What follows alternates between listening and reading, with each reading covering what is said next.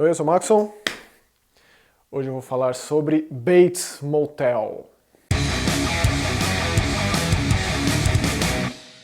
Em antecipação à quinta e última temporada de Bates Motel, estou aqui para falar sobre essa série que não é nada fácil, para mim pelo menos foi um processo doloroso, continuado, não foi fácil curtir, chegar ao ponto de falar que essa série é merecedora de menção, de verdade, mas estou eu aqui para falar sobre ela.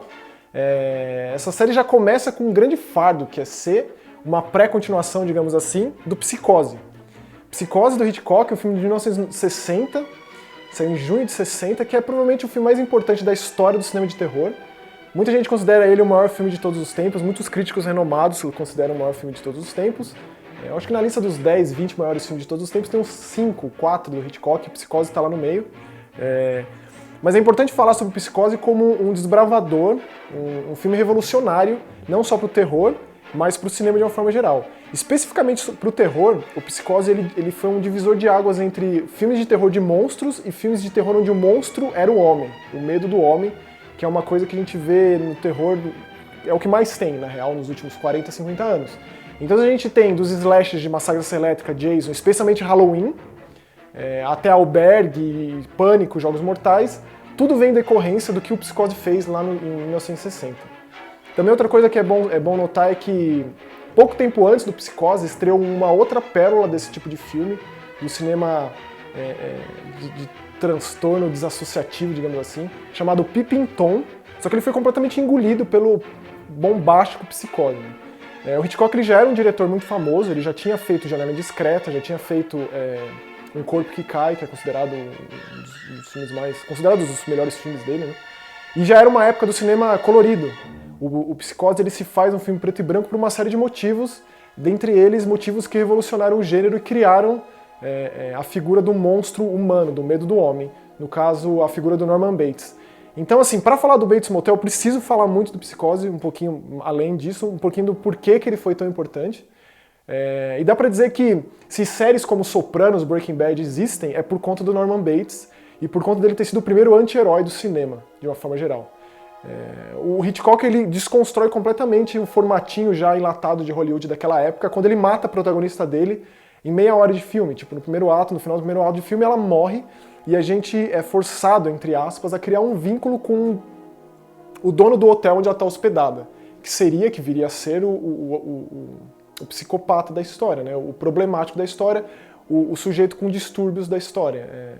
Então dá pra dizer que você cria vínculos com um personagem que você não sabe qual o grande mistério que ele revela.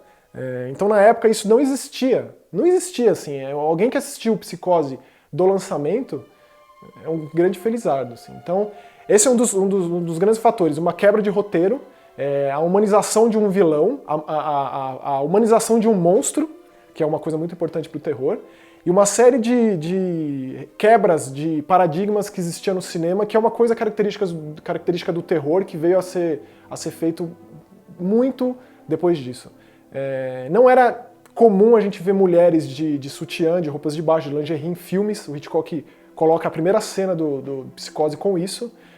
Não era comum a gente ver cenas pesadas, como a famosa cena do banheiro, que tem um assassinato ali mostrado meio que a sangue frio, 45 segundos de uma das cenas.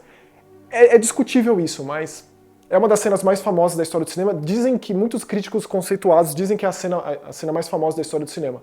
A mais popular, a mais reconhecível, não só em termos de atuação, como de montagem, de plano de câmera, uma primeira pessoa ali extremamente vanguardista, como de trilha sonora. A trilha sonora marcou muito, então se você tem um John Williams fazendo aquela composição tão característica do Tubarão, é em decorrência do Bernard Herrmann fazendo aquela música tão famosa e icônica do Psicose. Uma pessoa que nunca ouviu falar do Hitchcock, ela sabe, ela vai ouvir aquele barulho e vai associar a alguma coisa de terror, a uma cena tensa. E uma curiosidade é que a Janet Leigh, que é a atriz que contracena, né, a protagonista, digamos assim, do Psicose, ela é mãe da Jamie Lee Curtis, que veio a se tornar uma das maiores screen queens do terror com o Halloween, do John Carpenter, que o John Carpenter assumidamente é um grande fã de Hitchcock e usou muito de sua influência quanto foi influenciado no próprio Halloween. Então essas são algumas das características. É um filme que ele precisa ser desconstruído, ele precisa ser visto quase que cena a cena, porque tudo ali é importante. O Hitchcock é famoso por isso, por ser um diretor meticuloso, por ele ter a audiência na mão e fazer com ela o que ele bem entender. É um filme de roteiro, um filme com um orçamento mais baixo, porque o estúdio tinha assumido que aquele tipo de filme teria uma censura alta, logo poucas pessoas veriam.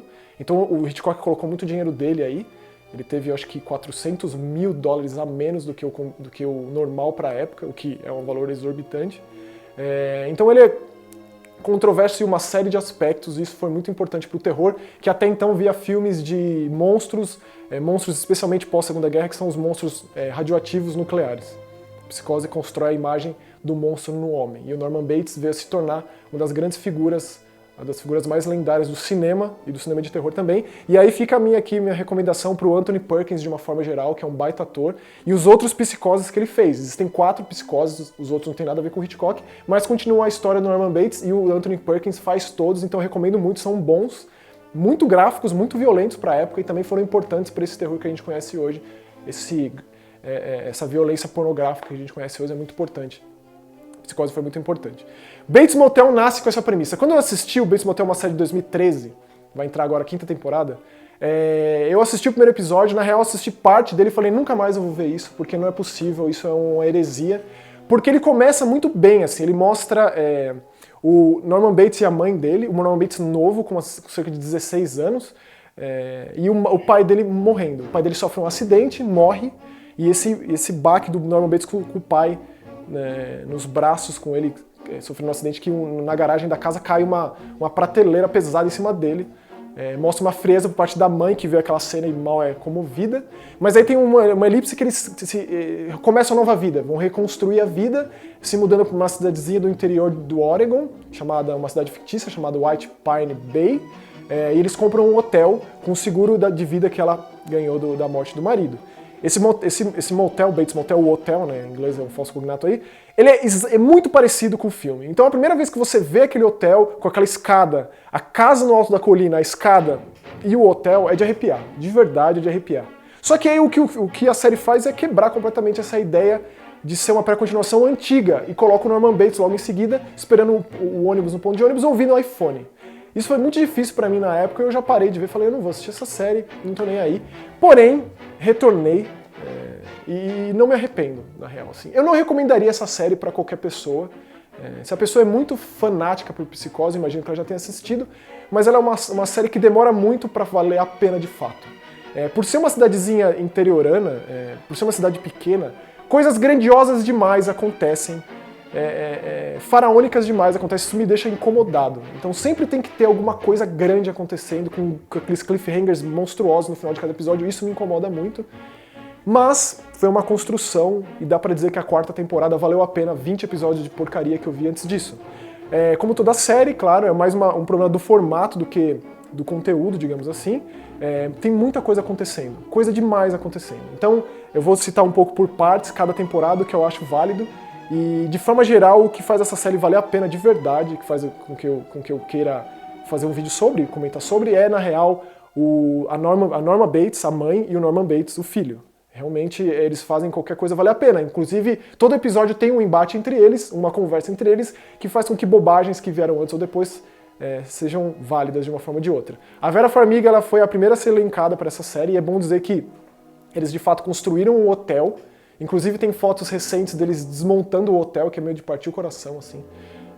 Porque afinal já gravaram a série, já acabou, então é a hora de desmontar a coisa toda. Eles realmente fizeram aquela mansão vitoriana gigante, com todos os quartos. A casa é uma grande identidade, é uma grande personalidade, é um grande personagem dessa série. A Vera Farmiga ela faz o papel da Norma Bates, a mãe esquizofrênica do Norman, e o Fred Highmore, de filmes como A Fantástica Fábrica de Chocolates, do Tim Burton, então Em Busca da Terra do Nunca, do Johnny Depp, ele é o Norman Bates. Então, a gente não está acostumado a ver... A gente está acostumado a ver um Norman Bates adulto e problemático, mas formado, digamos assim. Então a gente vê um jovem e entende de onde vêm esses problemas. Por que ele tem esse transtorno desassociativo de personalidade? Da onde vêm os surtos, os apagões psicóticos dele?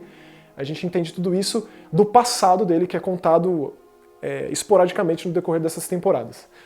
A primeira temporada gira em torno dessa compra, eles chegando lá, e dessa propriedade sendo de uma família que vivia lá há muitos anos. Eles perderam pela hipoteca, eles perderam pelo banco. O banco tirou isso da família e essa família, um dos membros dessa família é um cara muito problemático que invade a casa da Norma Bates e estupra ela ali na sala de jantar mesmo. Então você já tem uma cena de estupro pesadíssima no primeiro episódio.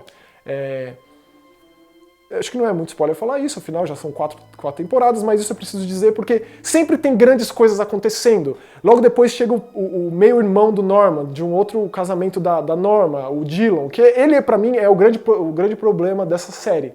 Tudo que gira em torno desse cara, que ele não é um bom ator, ele quando contracena com o Fred Highmore e com a Vera Farmiga, ele é simplesmente engolido por eles. Ele é um personagem que tem um passado muito carregado, que conversa muito com o passado, claro, da Norma, da mãe do Norman Bates, mas ele não consegue passar isso, dificilmente ele consegue passar. Então tem um plot aí, um subplot aí de plantações de maconha acontecendo nessa cidadezinha, ele é um cara que cuida dessa plantação, a gente vê tráfico de mulheres para prostituição, aliado a isso tem a briga das famílias pelo controle do tráfico de drogas, da maconha, que meio que mantém no submundo a economia da cidade.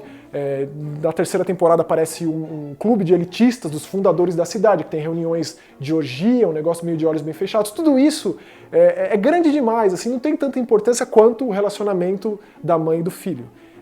Então a gente sempre vê grandes coisas acontecendo aliado a esse desenvolvimento da doença psicótica do Norman Bates, dessa dupla personalidade, dessa bipolaridade, dessa série de transtornos psicóticos, né? Transtornos psicológicos do Norman Bates, em decorrência do passado dele, do passado da mãe dele, como ele se relaciona com a mãe.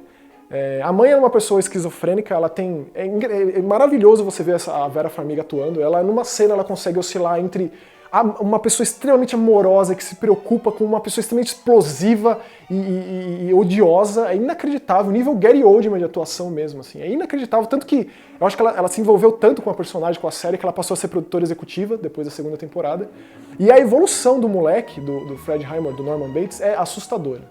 Se você coloca o Anthony Perkins e ele, assim, é assustador o olhar, a transformação dele encarnando a mãe, quando ele começa a conversar com a mãe, quando ele se veste como ela.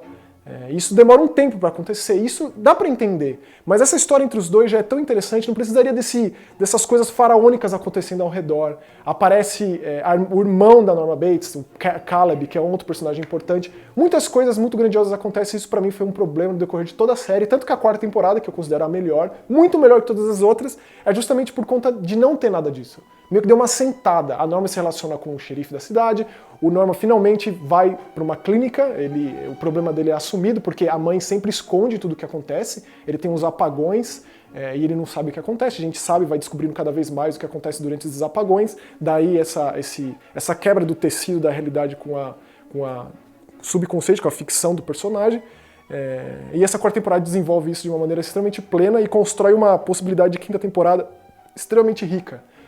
E de fato associar ao filme, por mais que o filme seja baseado num livro clássico lá dos anos 60, uma curiosidade também é que o Hitchcock comprou todas as cópias do livro que ele podia antes do filme estrear para que ninguém soubesse do que se tratava. E outra coisa curiosa também sobre a Psicose é que quando o filme era exibido nos anos 60, ficavam guardas na frente do cinema e não permitia que ninguém entrasse nas salas. Era uma coisa que nunca tinha acontecido antes, provavelmente nunca aconteceu depois, mas por conta do medo de contarem o final, de estragarem a surpresa, guardas ficavam na porta e não deixavam ninguém entrar depois da sessão. São curiosidades, o mundo do Psicose é muito vasto, tem um documentário sobre Psicose que eu recomendo muito, de 2010, conta um pouco não só do primeiro, mas do decorrer da série toda, os 4 filmes do Anthony Perkins especialmente. E da importância do Hitchcock, não do Hitchcock especificamente, mas o Psicose pro terror, né? Então eu acho que tem muito potencial para a quinta temporada, a quarta temporada ela realmente se achou, a gente não tem esses subplots muito faraônicos que estragam o que realmente importa, que é a relação da Norma com o Norman. Então a gente vai ver o desfecho e provavelmente esse link, né, essa ligação com o filme de 1960, por mais que o filme de 1960 evidentemente seja um filme antigo e essa seja uma série nova, a gente vai ver as coisas conversando aí de uma maneira mais clara. Então é isso, eu acho que Bates Motel, eu não recomendaria, eu não acho uma série boa de verdade, eu acho que o que faz ela valer a pena para quem é fã de terror e fã de Psicose é a atuação da Vera Farmiga e do Fred Highmore, porque é realmente assustador os dois. Toda vez que eles aparecem contracenando, faz valer a pena essas bobagens que permeiam o todo. Então, estou ansioso pela quinta temporada, começa dia 20 de fevereiro. Vou gravar um vídeo assim que terminar. São 10 episódios, né? Daí umas 10 semanas eu volto aqui para falar de Bates Motel, a conclusão dela. Valeu!